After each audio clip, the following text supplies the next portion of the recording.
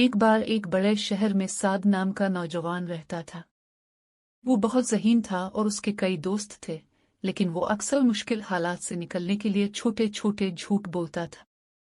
سعد کا ماننا تھا کہ چھوٹے جھوٹ کسی کو نقصان نہیں پہنچاتے اور یہ زندگی کو آسان بنانے کا ایک طریقہ ہے۔ ایک دن سعد نے ایک مشہور کمپنی میں نوکری کے لیے درخواست دی۔ انٹرویو کے دوران اس نے اپنے ہنر اور تجربے کو بڑھا چڑھا کر بیان کیا، یہ سوچتے ہوئے کہ یہ آجر کو متاثر کرے گا۔ اسے یقین تھا کہ کوئی اس کی صلاحیتوں کی جانچ نہیں کرے گا، اور اس کی خوشی کی انتہا نہ رہی جب اسے نوکری مل گئی۔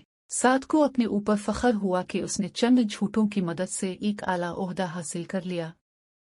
شروع میں سب کچھ ٹھیک چل رہا تھا۔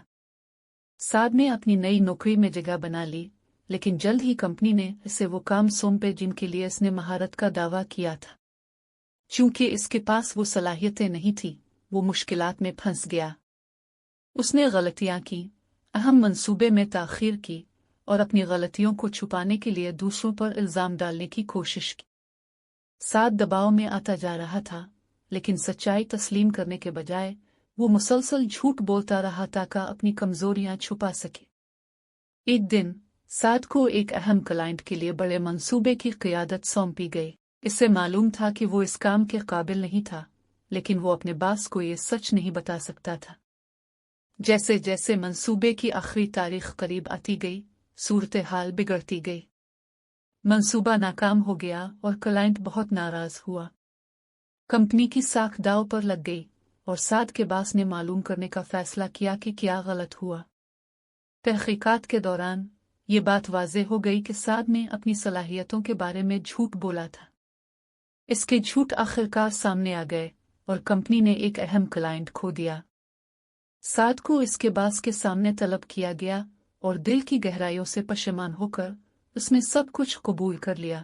اس نے وضاحت کی کہ اس نے جھوٹ اس لیے بولا تھا کیونکہ اسے لگا کہ اس سے اسے فائدہ ہوگا، لیکن اب اسے اپنے کیے کا نقصان صاف نظر آ رہا تھا۔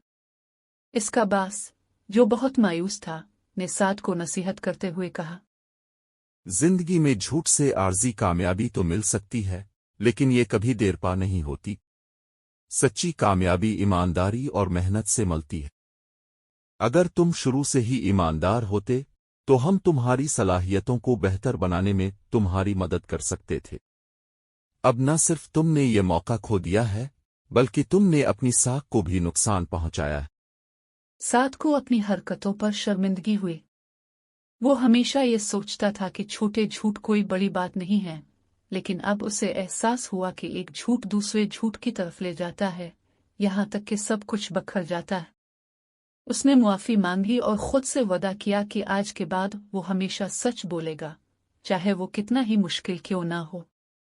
سعد کو یہ سمجھ آ گیا کہ ایمانداری فوری طور پر فائدہ نہیں دیتی، لیکن یہ وقت کے ساتھ ساتھ اعتماد اور عزت پیدا کرتی ہے۔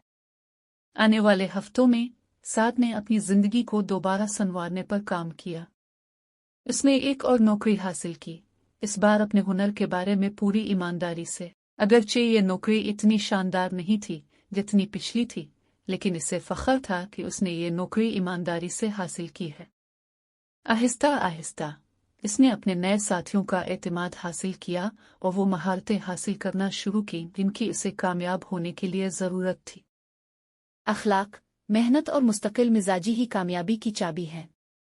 زندگی میں کوئی شارٹ کٹ نہیں ہوتا، جو محنت کرتا ہے وہی کامیابی کا پھل پاتا ہے۔